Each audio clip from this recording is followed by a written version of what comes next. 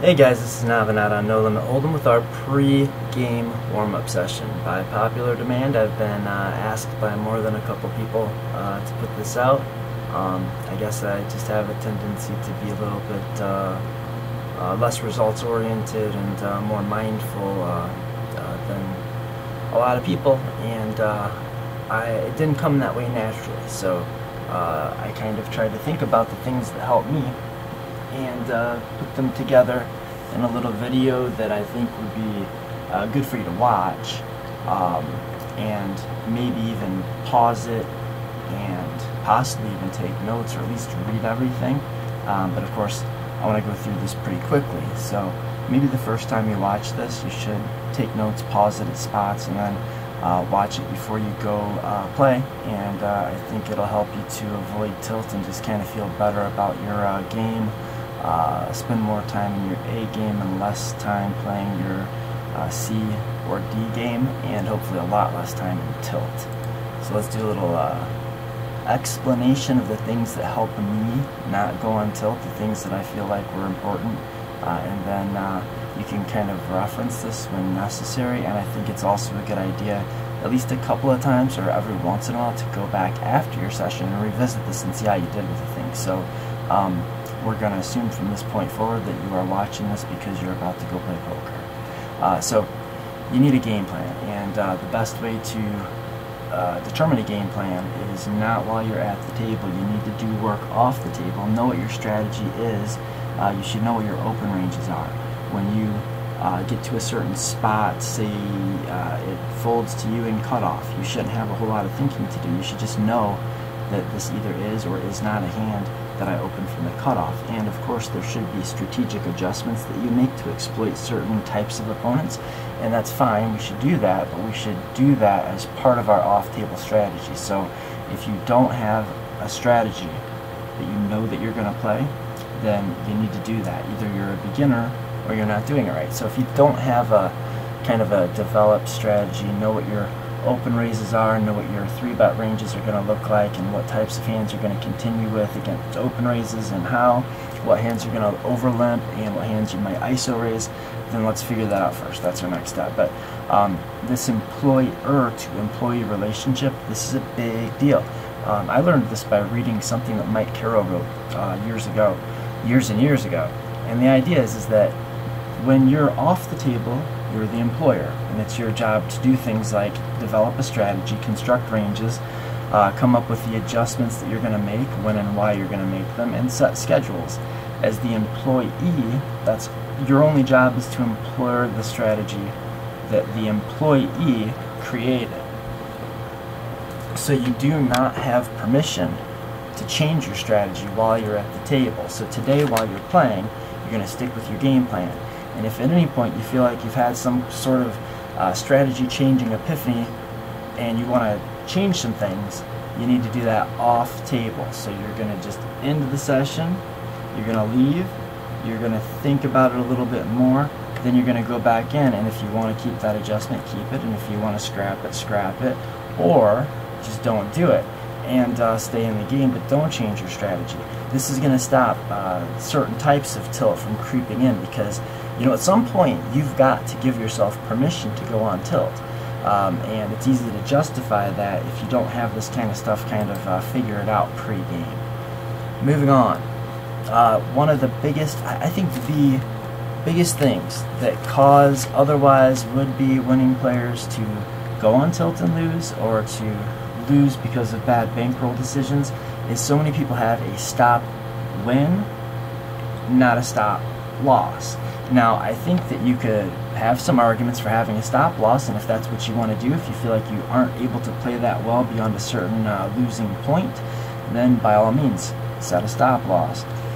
But do not set a stop win. So today, what we're going to do differently is, if we get ahead, there's probably a reason that we're ahead. We're probably winning, just probably winning, because we have an edge. And we don't want to quit when we have an edge. We don't want to put a bunch of bad hours in bad circumstances, and then not put very many of our most optimal hours in because we're crushing the game too hard, too fast, right?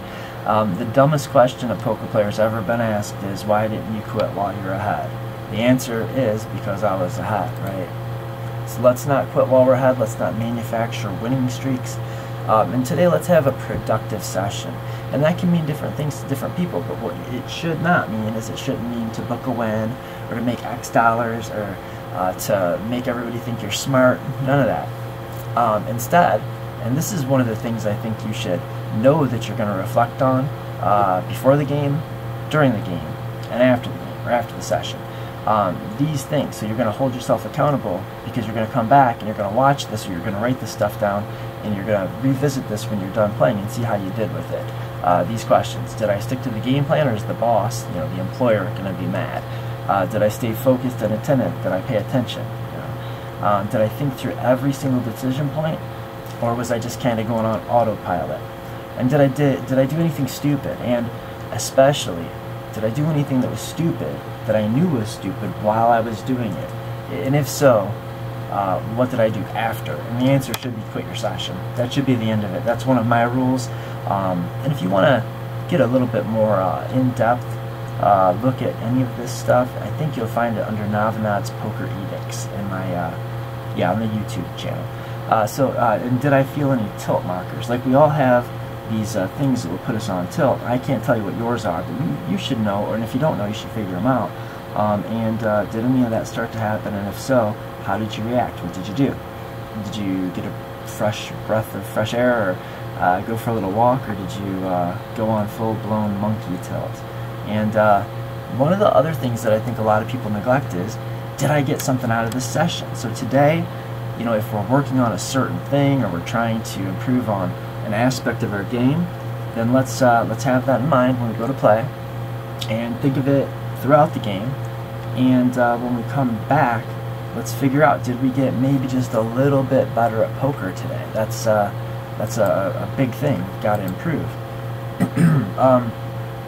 I think it's also helpful to understand and realize that you're not powerless. A lot of people complain about the variance and the luck and those things. They can be frustrating. Bad luck happens, but I think it's foolish or useless or just not very effective or useful and kind of silly to complain about all of the things that you can't help and can't change, but not even do your best to change the things that you can change. The Serenity Prayer comes to mind, but remember, you do want to have the ability to tell the difference, the wisdom to know what's what, And so this is kind of a list of some of the things that you can control. You can table select. This is the most fundamental decision that you're going to make today when you go to play, whether it be on the virtual felt or in a live session. If you put an 8-hour session in, and you are still at the game that you started, like the table that you started at and the seat that you were first sitting in, chances are you weren't maximizing your EV or getting the most out of your time, or really, if you just happen to get the best seat in the house, or a really, really good seat at a really, really good table, and it never broke and it never changed and it kept just getting better or staying the same, then okay. But let's be mindful of this today. Let's think about, how does our seat look? Are the players to the left of us tight enough, that we're going to be able to get our, steal attempts through, not so aggressive that they're going to be 3-betting our open raises relentlessly? And do we have some like loose calling station type players that we're going to be able to get an advantage on very often post flop, because we're going to have position most of the time in most of these hands? And if we've got like the really aggressive players to our left and the tight players to our right, we ought to be putting in for a table change, or a seat change rather.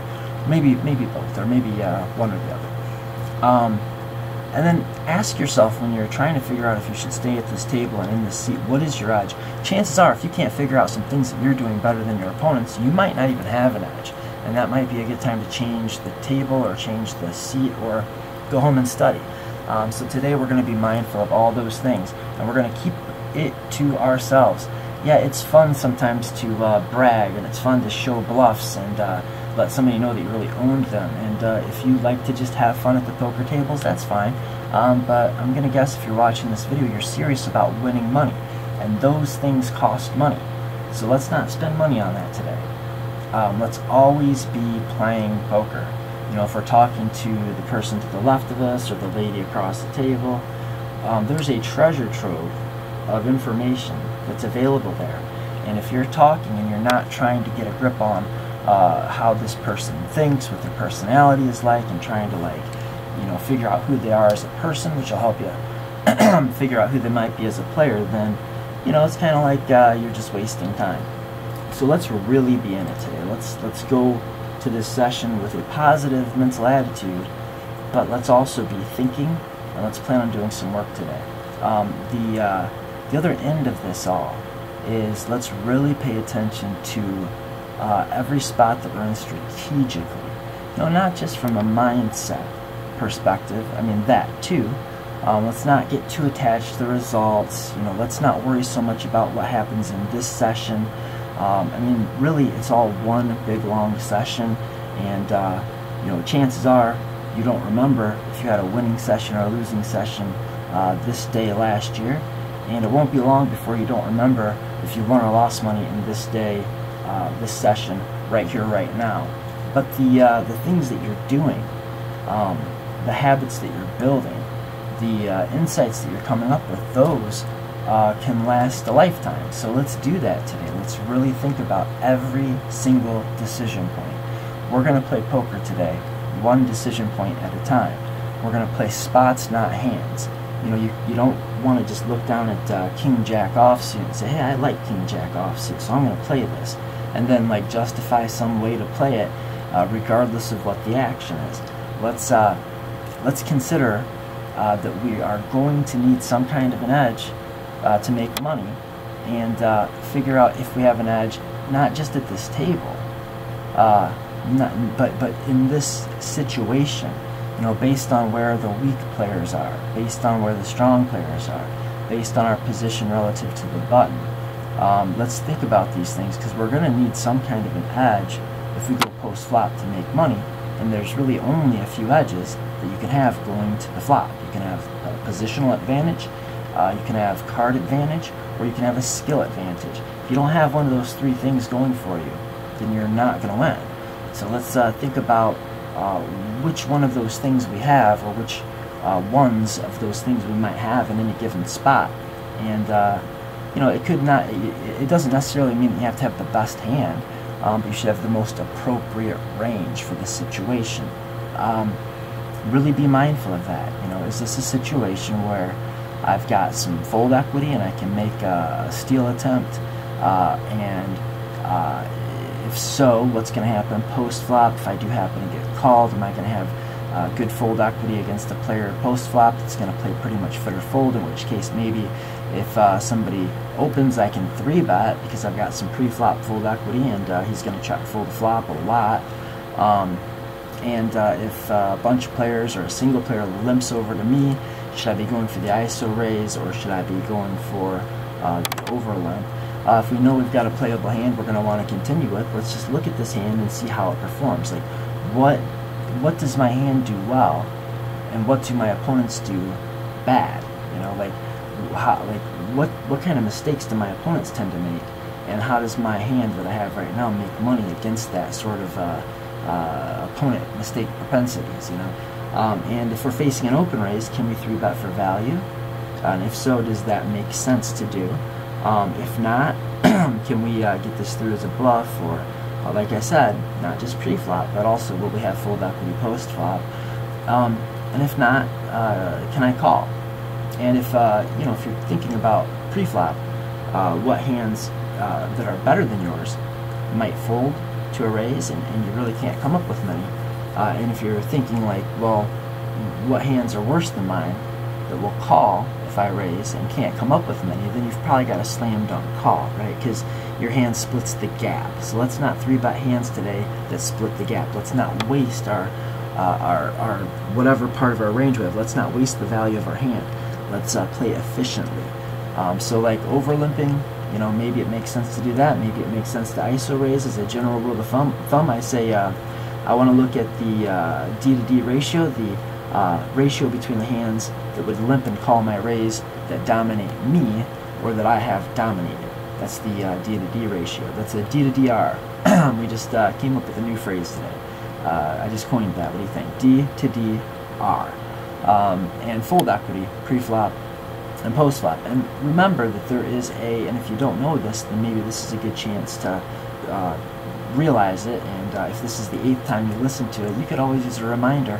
That's the point of this video, really, that there is an inverse relationship between fold equity and implied odds. So if we have a hand and we're in a spot, in a situation where we feel like our fold equity is bad pre-flop and will be bad post-flop, then it must also be the case that our implied odds are higher than normal. Implied odds means that, you know, our opponent's going to have a hard time folding, and fold equity means that they're going to have a hard time calling. One of those things is probably going to be the case, right? So which is the case, and how does our hand work in that situation?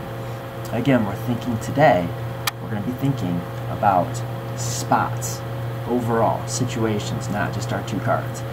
Then when we go post-flop, every single time you have 2 cards in your hand that are live. In other words, they're not in the muck. And the flop comes out. You're going to look at your hand, you're going to look at the flop, and you're going to think, how does my hand interact with this flop? And what do I think about the range or ranges of my oppositions, and how my opposition's range or ranges will interact with the flop? And then I'm going to ask myself, do I want to play a big pot, a small pot, or a medium pot? You know, or do I have showdown value, or air? Or it depends on however you frame it, however you want to frame it out. But frame it out. You look at it like, what kind of hand do I have? What is this part of my range in this situation good at, if anything, right? And if you do decide to get aggressive post-flop, or even pre-flop, but if you do decide to make a better raise after the flop in this case, every single time you're reaching for chips or even thinking about it, before you place a wager, you're going to ask yourself, do I have good value targets? In other words, do I have plenty of hands that are worse than mine that will call if I make this wager? If not, I can't value bet. Or do I have bluff targets? Are there a good number of equity, or a good amount of equity that will fold? Can we get our opponent to fold the best hand? That'd be amazing, right? And if not, could it just be advantageous to get our opponent or opponents to just relinquish whatever the equity they do have? So do I have bluff targets, or do I have value targets? And if not, then does it really make sense for me to be betting? And ask yourself that every single time. Not most of the time, not some of the time, like all the time, not just for the first hour, every time. Do I need to be balanced, or can I play exploitatively?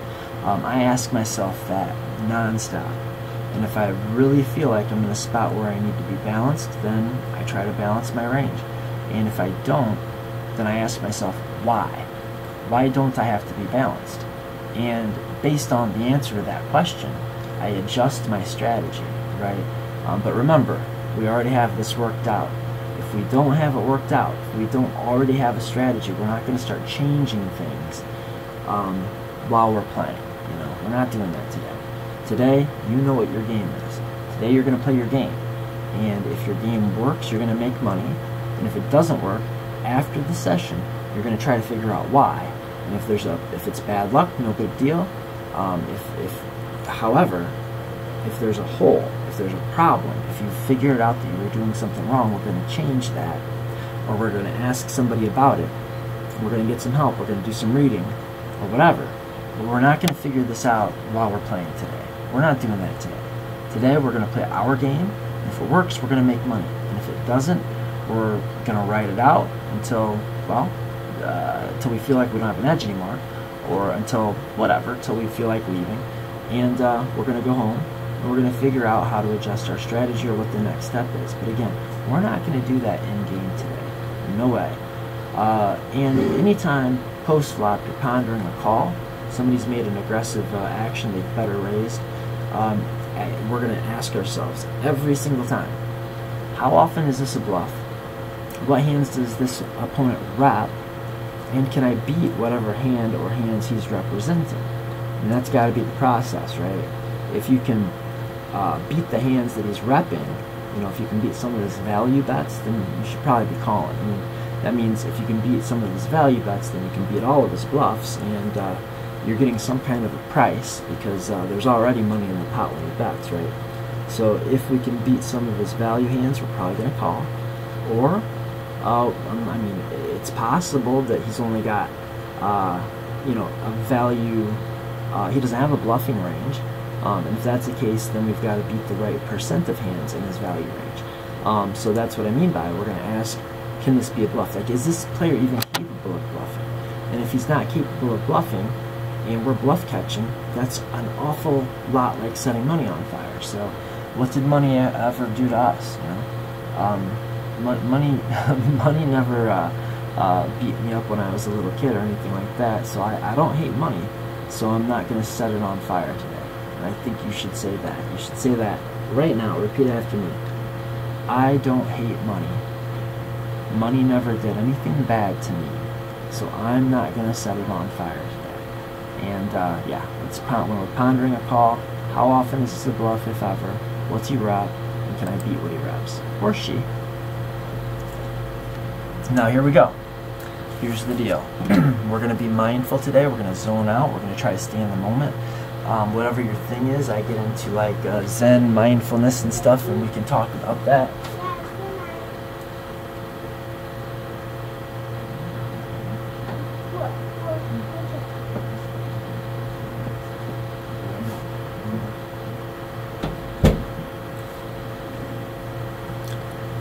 Okay, and here we go.